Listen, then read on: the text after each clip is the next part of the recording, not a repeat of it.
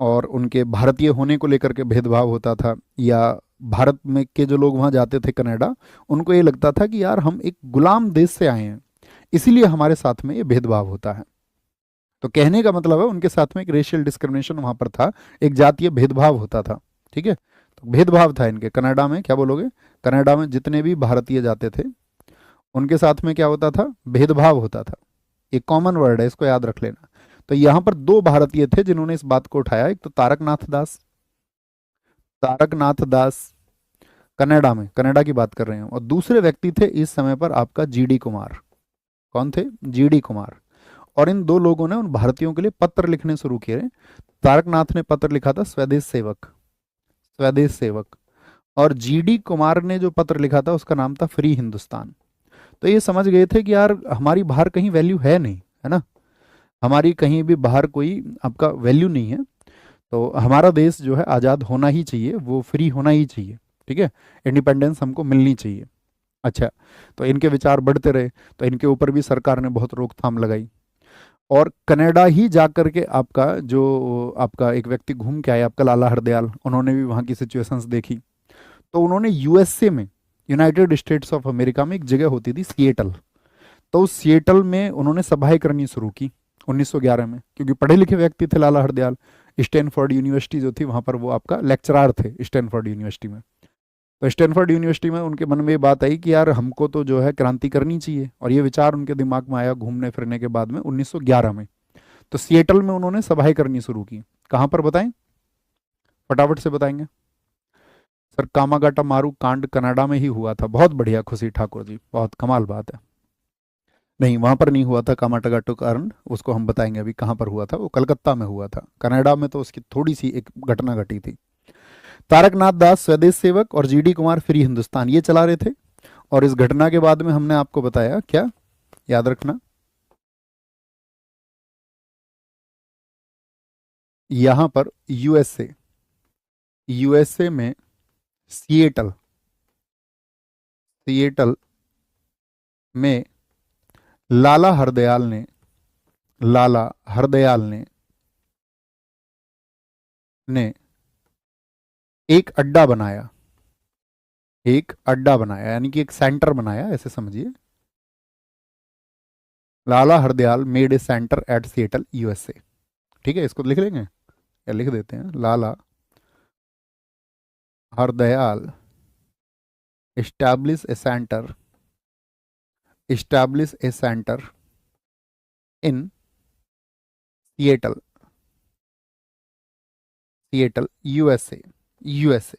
ठीक है, और यहीं से इन्होंने एक सर्कुलर जारी किया, यहीं से, यहीं से, यहीं से युगांतर सर्कुलर जारी हुआ, युगांतर सर्कुलर, युगांतर सर्कुलर जारी हुआ। युगांतर सर्कुलर यहीं से साथी इशू होता है। और उसमें क्या था, उस युगांतर सर्कुलर में जो रास बिहारी घोष जी ने 1912 में किया, उसकी बहुत चर्चाएं हुई, बहुत कॉपी उसकी बांटी गई कि देखिए भारत में एक व्यक्ति है जिन्होंने क्रांति की है, और ब्रिटिश सरकार के उनके जो सब सर्वोच्च राजा उनका मौजूद है। जब जॉर्ज पंचम की बात है और जॉर्ज पंचम से भी वो व्यक्ति टकराने को तैयार है, तो हम सबको भी जो है एकजुट होकर के उस भारत की आज़ादी के लिए लड़ाई लड़नी चाहिए। कोई छोटी बात थोड़ी थी सर्वोच्च व्यक्ति के आपका काफिले पर इस तरह से अटैक करना। आप बताइए क्या छोटी बात थी? तो आप कहेंगे नहीं, बिल्कुल छोटी बात नहीं थी। तो इस युगांतर सर्कुलर में यही होता था, और युगांतर सर्कुलर लोगों के बीच में मतलब बहुत चर्चित होने लगा। फिर क्या किया लाला हरदयाल जी ने, यहीं पर आपका 1912 में, आगे चल के 1912 में, 1912 में पैसिफिक कोस्ट, क्योंकि अमेरिका किस आपका महासागर के किनारे है? प्रशांत महासागर के। तो पैसिफिक कोस्ट हिंदुस्तान एसोसिएशन बनाई, Hindustan Pacific coast Hindustan association बनाई। बहुत पूछा जाता है ये भी, एसोसिएशन बनाई। क्या बोलेंगे इसमें? प्रशांत, प्रशांत तट हिंदुस्तान संघ इसको कहा गया, प्रशांत तट हिंदुस्तान संघ, प्रशांत तट हिंदुस्तान संघ इसको कहा गया। ओके, कोई बात नहीं जी, ये इन्होंने बनाया। और इसी के बाद में जब लोग इनसे जुड़ते चले गए, इसी के बाद में फिर इन्होंने 1913 में गदर पार्टी की स्थापना की। 1913 में गदर पार्टी की स्थापना। अब इन सब के विचार किससे प्रेरित है बताओ? किस क्रांतिकारी से प्रेरित थे इनके विचार गदर पार्टी के? जैसे कि हमने आपको बताया कि इस समय शुरुआती दौर में तो ये किससे प्रेरित था आपका युगांतर सर्कुलर, ये रास बिहारी घोष से प्रेरित था। तो 1913 में गदर पार्टी की स्थापना हुई और ये गदर पार्टी बनाई गई कहां पर? आपका सैन फ्रांसिस्को में। San Francisco. और सैन फ्रांसिस्को कहां पर स्थित है? यूएसए में। यूएसए में, ठीक है। Establishment of Ghadar party, establishment of Ghadar party, Ghadar party in San Francisco, San Francisco USA. अब क्या होता है दरअसल में वहां पर? तो इन लोगों ने क्या बोला कि भाई हम एक काम करते हैं, पहले अपने लोगों को विचारों से जोड़ना जरूरी है, तो उनके लिए एक मैगजीन शुरू करते हैं। तो ये गदर पार्टी ने अपनी गदर मैगजीन भी शुरू की 1913 में ही। क्या शुरू किया इन्होंने? 1913 में गदर मैगजीन। और गदर मचाया इस मैगजीन ने, ये समझो तुम। 1913 में गदर मैगजीन जारी की। आप इसकी लोकप्रियता ऐसे समझो कि 1916 तक, 1913 में जारी हुई और 1916 तक इसकी 10 लाख कॉपी छपने लगी थी। सोचिए, आज से 100 वर्ष पहले की हम बात कर रहे हैं, और आपका उस समय पर किसी किताब की या बोलो किसी लेख की या किसी आपका न्यूज़पेपर की इतनी कॉपी छपे तो कितना क्रांतिकारी रहा होगा, कितना लोग उसमें पढ़ना चाहते होंगे। क्योंकि उसमें लिखा क्या जाता था, भारत में जितना क्रांतिकारी आंदोलन चल रहा था, जो रिवॉल्यूशनरी मूवमेंट था, ब्रिटिश सरकार के काला कारनामा, ब्रिटिश सरकार का जितना भी काला चिट्ठा था, ब्रिटिश सरकार के जितने भी काले सच थे, तो ऐसे ही लिख के आते थे उसमें, ब्रिटिश सरकार का काला चिट्ठा। तो उसको पढ़ने के लिए बहुत लोग जो देख रहे थे कि भाई देश में क्या हो रहा है, देखना चाहते हैं ना उसको भाई।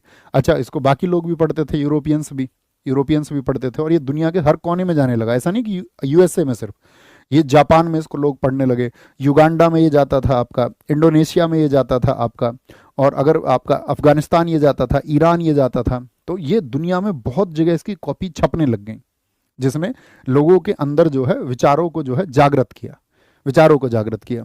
तो 1913 में गदर मैगजीन किस लैंग्वेज में आई थी? Ghadar magazine in Urdu language, Urdu भाषा में, उर्दू भाषा में ये जारी हुई थी। और ये जो जारी होती थी, ये जारी होती थी, जो हेडक्वार्टर बनाया था गदर पार्टी का वहां से, वो था आपका युगांतर आश्रम। युगांतर आश्रम, युगांतर आश्रम कहां पर था? ये सैन फ्रांसिस्को में ही था, सैन फ्रांसिस्को। और यहीं से इस गदर आंदोलन का जो स्लोगन है वो निकल के आया, नारा जंग दा होका। एक बार बोलो, एनर्जी का फ्लो होगा आपके अंदर, जंग दा होका। होका समझते हो? होका आवाज जिसको आप बोलते रुक्का, होका, जंग दा होका। तो जंग दा होका पूछे जाएगा आपसे, जो स्लोगन है वो किस मूवमेंट से संबंधित है? तो वो गदर पार्टी से संबंधित था। तो गदर पार्टी की स्थापना कहाँ हुई? अमेरिका में। लेकिन किस बात के लिए प्रयास करें? भारत के क्रांतिकारी आंदोलन को बढ़ावा देने के लिए। तो यहाँ पर क्या होता है आपका, इसमें जो आपका अपॉइंटमेंट्स थे, इसमें अध्यक्ष थे आपका गदर पार्टी में, अध्यक्ष, अध्यक्ष प्रेसिडेंट बनाया गया सोहन सिंह भाकना। प्रेसिडेंट कौन थे? सोहन सिंह भाकना। जो जिम्मेदारी दी गई थी यहां पर उपाध्यक्ष की। वाइस प्रेसिडेंट थे यहां पर आपका केसर सिंह थतगढ़, केसर सिंह, केसर सिंह थतगढ़, केसर सिंह थतगढ़। और यहां पर आपका जो मतलब सचिव की जिम्मेदारी ली थी, महामंत्री की जिम्मेदारी ली थी, महामंत्री, जनरल सेक्रेटरी जो थे इसके, जनरल सेक्रेटरी वो थे लाला हरदयाल, लाला हरदयाल, लाला हरदयाल। ठीक है। तो ये 3 पद इसमें जरूर याद रख लेना, general secretary, vice president and president. अच्छा, फिर क्या होता है?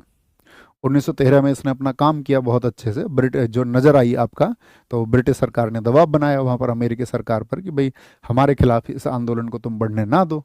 तो 1914 में कुछ घटनाएं हुई 1914 में, तो उसको समझेंगे पहले। तो 1914 लाला हरदयाल को गिरफ्तार कर लिया गया, ठीक है। और इसके बाद में, गिरफ्तारी के बाद में बहुत टॉर्चर किया गया उनको। 1914 में लाला हरदयाल को गिरफ्तार कर लिया गया। लाला हरदयाल की गिरफ्तारी। लाला हरदयाल की गिरफ्तारी। और लाला हरदयाल जैसे ही गिरफ्तार हुए तो फिर इसके बाद में, ठीक है, Lala Hardayal arrested in arrested in 1914।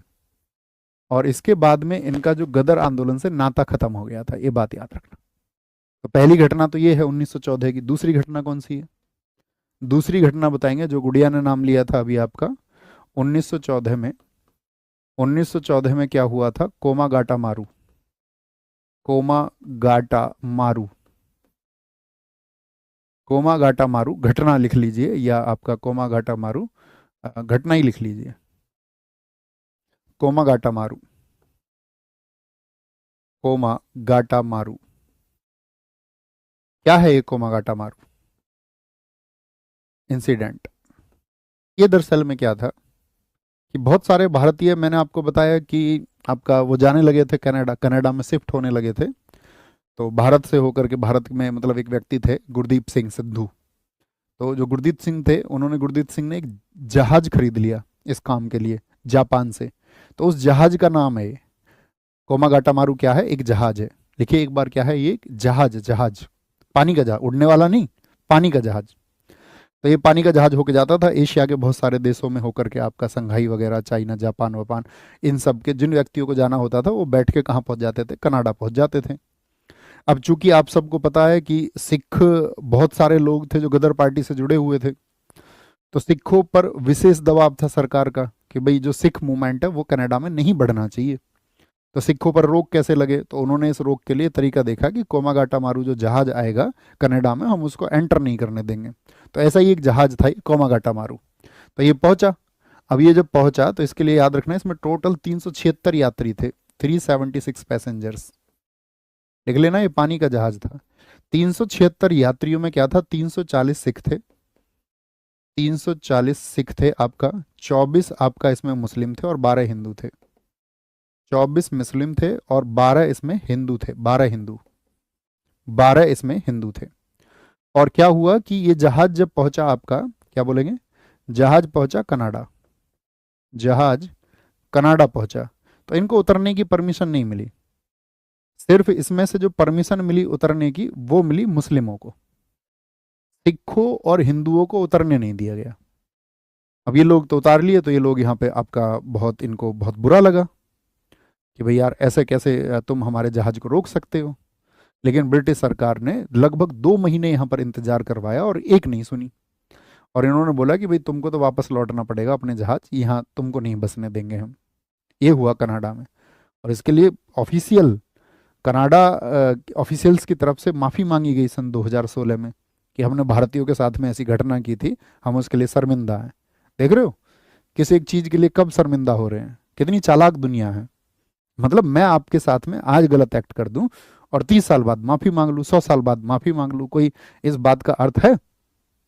आप बताओ। आप किसी के साथ अगर यदि गलती कर दोगे तो उसके लिए माफ़ी बाद में मांग लो। आप कहोगे दुनिया में एक सिद्धांत आया कि भैया कम से कम पश्चाताप तो हुआ। तो पश्चाताप की बात नहीं है ना, गलती नहीं होनी चाहिए, गलती नहीं होनी चाहिए। तो ये जहाज कनाडा पहुंचा तो इसको क्या बोलेंगे, परमिशन नहीं मिली, वापस भेज दिया गया। और वापस आया था ये आपका, बहुत इंपॉर्टेंट डेट है, 27 सितंबर 1914 को। 1914 को वापस, वापस जो बजबज बंदरगाह है, वापस बजबज बंदरगाह, जिसको बगद भी कई बार कहा जाता है, वापस कोलकाता के बज बंदरगाह ये पहुंचा, कोलकाता। अब जब कोलकाता पहुंचा तो इधर ब्रिटिश सरकार तैयार बैठी थी। ब्रिटिश सरकार ने तो रुकवाया था कनाडा से बोल के इनके जहाज को। अब वापस आए तो ब्रिटिश सरकार ने इधर जो है उन लोगों को यहाँ भी नहीं उतरने दिया और उनके खिलाफ कार्रवाई, मारपीट, ये सब शुरू कर दी उन्होंने। तो यहाँ पर जो सिख लोग थे उनको गुस्सा आया बहुत ज़्यादा, जितने बाकी यात्री थे उनको भी गुस्सा आया। तो उन्होंने एकदम से ब्रिटिश सरकार के खिलाफ में क्या है, बोला कि भाई हम ये अत्याचार नहीं सहेंगे। लेकिन ब्रिटिश सरकार ने तो गोलियां चला दी, बहुत सारे लोगों को यहाँ पर बंदी कर बना लिया गया और लगभग 22 लोगों को गोली मार दी गई। 22 लोगों को, समझिए तुम कैसा ब्रिटिश शासन था कि लोगों को, जहाज से उतरते लोगों को खड़े करके गोली मार दी गई। तो वहाँ भगदड़ मच गई एकदम से, कुछ लोग तो बच गए और ज़्यादातर लोग यहाँ से गिरफ्तार कर लिए गए। कई लोगों को इन्होंने फांसी भी दी इनमें से। तो ये कोमागाटा मारू आपका जहाज का केस था।